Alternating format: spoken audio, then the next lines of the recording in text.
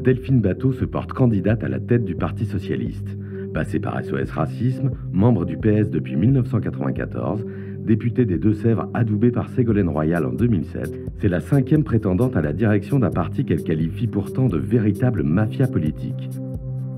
Entrée en campagne tonitruante donc pour cette ancienne ministre de François Hollande, celle qui se qualifie d'insoumise dans un livre paru après son limogeage du gouvernement en 2014, désigne Mélenchon comme le symptôme de la régression politique de la gauche. Elle explique le succès de Macron par le vide en face de lui et elle garde amitié et respect pour Manuel Valls. Réputée à la gauche du PS, quel est vraiment son projet? Est-elle dans l'opposition à Macron? Que signifie sa candidature? Une opération main propre? Une candidature de positionnement? Delphine Batho sauvera-t-elle le Parti socialiste? Ça en fait des questions. Oui. Delphine Batho, bonsoir. Bonsoir. Première question que j'ai envie de vous poser. Pensez-vous vraiment que le PS peut survivre à cette crise? Ça dépend de ce que vont décider ses adhérents, ses militants. Beaucoup de citoyens aussi qui continuent de regarder vers le Parti socialiste. Oui, il y a eu une déroute qui n'est pas juste une défaite, qui est la fin d'un cycle, avec, pour les Français, je pense, la volonté de tourner la page d'un certain Parti socialiste. Mais il y a toujours un espace politique pour une formation de gauche progressiste, écologiste, qui s'assume comme une formation de gouvernement. Et c'est un peu l'enjeu de ce congrès, en fait. C'est de savoir, est-ce que tout continue comme avant? Est-ce qu'on franchit même une étape, un paroxysme dans la confiscation du pouvoir au sein du Parti socialiste par un petit groupe que j'ai qualifié non pas de véritable mafia, mais de petite mafia, avec des tricheries, avec un certain nombre de pratiques tout à fait insupportables, avec en dernière minute même un changement des règles du jeu, du débat démocratique au sein de ce parti? Ou est-ce qu'au contraire, on rend cet outil qu'est le Parti socialiste, qui avait été créé dans les années 70 pour permettre qu'une espérance soit possible, on le rend en fait aux citoyens, à ses adhérents, à ses militants qui sont les seuls légitimes pour décider de ses orientations. Alors, on va connaître dès jeudi le résultat de votre référé contre le parti. Mais d'ici là, est-ce que vous pouvez nous expliquer en quelques mots votre projet? Qu'est-ce que votre candidature a de différent par rapport à celle des autres, par rapport à Olivier Faure, par rapport à Stéphane Le Foll? Qu'est-ce qui la justifie en fait? En fait, moi, je ne suis pas en train de dérouler un plan de candidature que j'aurais prémédité depuis très longtemps. Ma candidature est en fait une révolte contre ce qui est en train de se passer.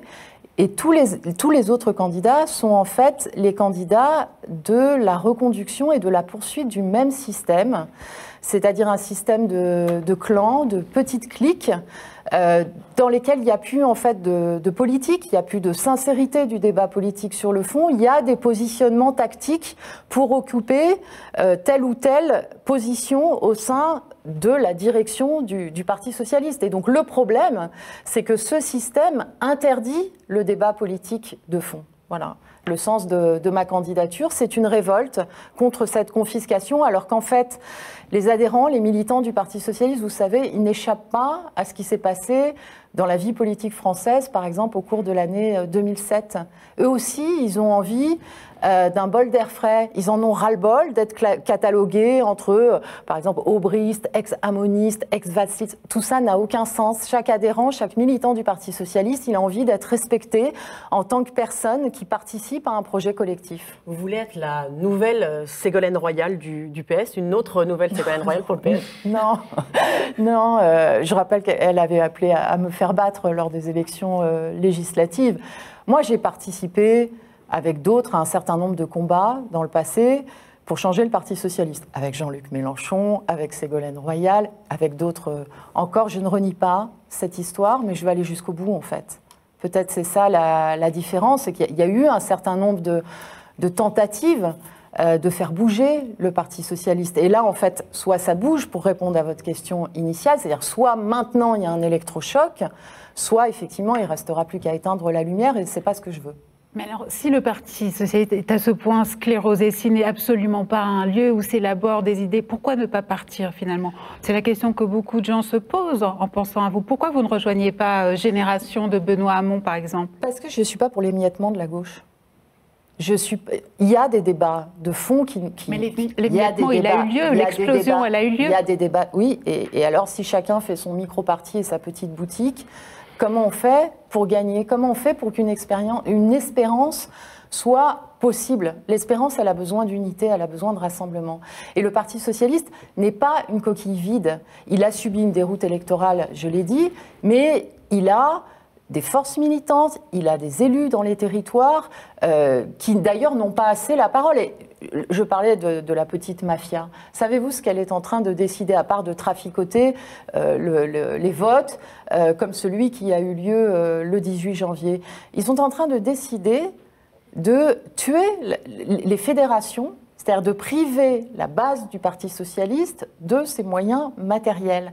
Et donc vous avez dans toute la France aujourd'hui des licenciements de personnes qui ont consacré leur vie à un engagement politique dont c'était le travail. Et moi, ça aussi, c'est une situation qui me révolte.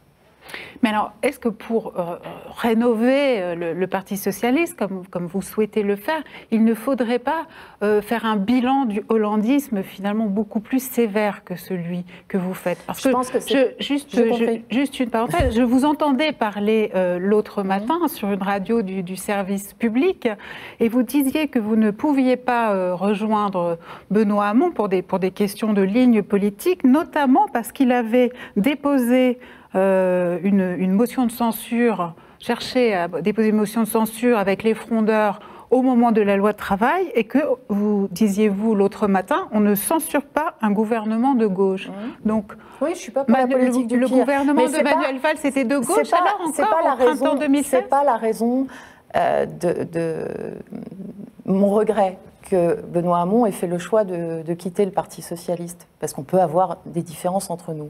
Sur le bilan et sur la question des contenus, pour moi, l'enjeu du congrès du Parti socialiste, là, il n'est pas en état, si vous voulez, d'élaborer un nouveau programme. C'est de savoir quel profil on lui donne. Et le profil qu'on lui donne, ce que je propose en tout cas, c'est de tenir les deux bouts. Celui de l'espérance, qui doit être tourné vers les combats du XXIe siècle. Et de ce point de vue-là, il y a un problème de fond sur la question écologique, qui pour moi n'est pas un supplément d'âme, qui est la question historique centrale de ceux qui veulent changer la société. Il ne peut pas y avoir de projet de société progressiste aujourd'hui sans prendre en compte le fait que les conditions de vie même de l'humanité aujourd'hui sont menacées. Donc ça, c'est la première chose. La deuxième, par rapport au bilan du quinquennat, il faut le faire. En fait, pour moi, la question, ce n'est pas une question de sévérité, c'est une question de profondeur de l'analyse. C'est-à-dire de sortir des choses superficielles où tout serait de la faute d'un tel ou d'un tel, de François Hollande ou des frondeurs. Tout ça, c'est de la petite politique politicienne comparée en fait à ce qu'il faut analyser, c'est-à-dire une gauche qui arrive aux responsabilités, qui a pris un certain nombre d'engagements et qui doit les réaliser. Quel obstacle elle rencontre? Quel est le poids des lobbies? Qu'est-ce qu'il ne marche pas dans l'appareil d'État? À quelle résistance on est confronté? Comment donc on les analyse, on les décortique? Des choix politiques lourds qui ont été faits aussi sur la question européenne notamment, pour apprendre, pour en tirer des leçons qui nous rendent plus forts pour aborder l'avenir. Pour moi, le travail du bilan, il doit être conduit, j'allais dire quasiment comme une commission d'enquête transparente, ouverte, en direct sur Facebook, avec des auditions aux citoyens, aux syndicats, aux associations, aux anciens ministres aussi, qui viennent raconter ce qu'ils ont vécu et comment les choses se sont passées en vrai. Moi, quand je parlais du bilan du hollandisme, effectivement, je partage totalement votre sentiment, il doit être extrêmement approfondi, et il engage même votre rapport critique à Emmanuel Macron, parce que quand même, on peut difficilement le nier, Emmanuel Macron est quand même le fruit du hollandisme. Il a été mis au pouvoir par François Hollande et Emmanuel Valls. Ils sont allés le rechercher en 2014. Pour lui confier l'économie française, pour lui confier le ministère de l'économie française. Donc, pourquoi c'est très compliqué pour le PS, évidemment, aujourd'hui, de renier d'une certaine façon l'enfant chéri du hollandisme. Donc, quelle est votre position par rapport à ça? Par rapport à ce que vous dites, pour moi, on ne peut pas être dans le déni de la défaite et de ce qui s'est passé. Donc, si ce que vous voulez me faire dire, c'est qu'on est aujourd'hui dans une espèce de débat dans lequel certains continuent de considérer que cette défaite est injuste, que la victoire d'Emmanuel Macron à l'élection présidentielle, c'est une espèce de parenthèse, qu'on va revenir au monde d'avant, avec les partis à l'ancienne. Non, en fait, c'est pas comme ça. Et donc, ce que je dis, moi, la question n'est pas seulement, si vous voulez, de pointer tel ou tel dans les choix politiques qui ont été faits, c'est de comprendre pourquoi ça s'est passé. Comment, par exemple, la logique verticale, parce que pour moi la question démocratique est centrale, et y compris dans les organisations politiques, comment la logique de la Ve République a fait que vous aviez pendant la campagne présidentielle une équipe politique et qu'arrivé au pouvoir, vous avez un fait présidentiel qui s'est imposé et qui fait qu'il n'y avait même plus en fait de débat politique interne au gouvernement, ce qui avait entraîné d'ailleurs mon limogeage. Alors venons-en à un autre sujet qui fâche peut-être, c'est celui de la France insoumise. Parce que si on vous écoute également depuis quelque temps, vous avez un discours extrêmement critique. Du moins, vous cantonnez la France insoumise de Jean-Luc Mélenchon à un mouvement protestataire en définitive. Vous avez affirmé que Mélenchon et la France insoumise dans son ensemble ne s'inscrivaient pas dans un projet permettant de devenir majoritaire dans le pays. Oui, parce que pour devenir majoritaire, il faut être unitaire. Et tel que je l'ai analysé, et je fais une différence entre tous les sympathisants, tous les militants de la France insoumise, tous les combats qu'on peut avoir ensemble aussi, comme par exemple sur la question du CETA, et effectivement des désaccords nets que j'ai avec Jean-Luc Mélenchon sur la question de l'unité de la gauche, sur la question de l'Europe, sur d'autres débats aussi, qui, je pense, sont des débats qu'il faut assumer, parce que moi, je crois que le débat est enrichissant. Voilà. Et donc, oui, j'ai des désaccords nets avec la France insoumise, par exemple, sur l'Europe, mais je pourrais prendre d'autres exemples. Et en l'occurrence, vous parlez de problèmes à s'unir, de difficultés à s'unir. Qu'est-ce qu'il aurait dû faire, donc, Jean-Luc Mélenchon, pendant la campagne? Dans la campagne ? Oui. Dans la campagne, moi, je n'ai pas à faire des commentaires pour dire, voilà, Jean-Luc Mélenchon aurait dû faire ceci et cela.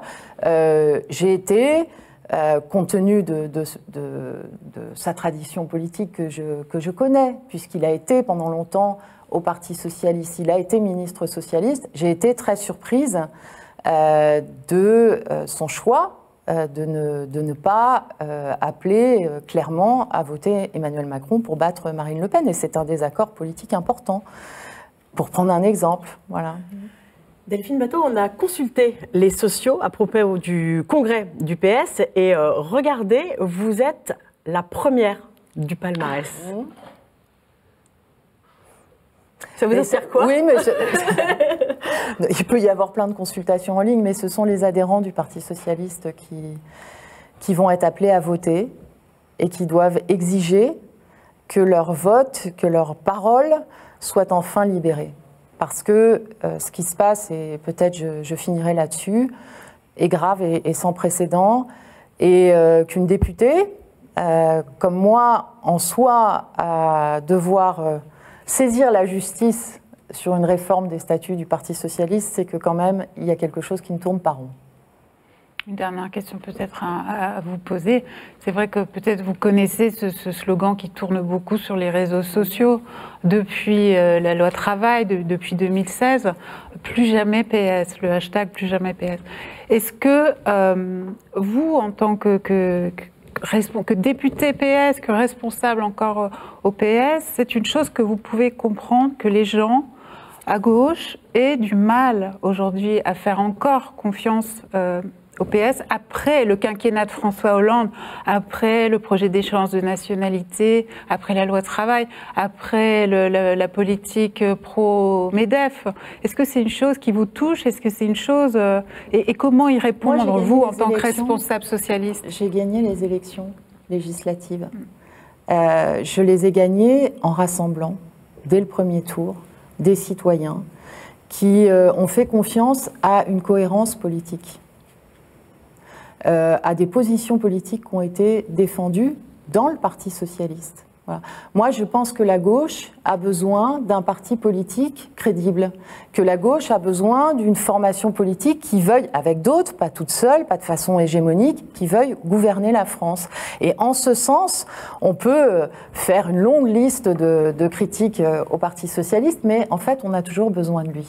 Et je veux attirer votre attention sur un point, c'est qu'en fait, tout le discours médiatique, des médias classiques sur le PS est mort, c'est fini, etc. C'est aussi fait pour décourager les gens qui veulent se battre en son sein.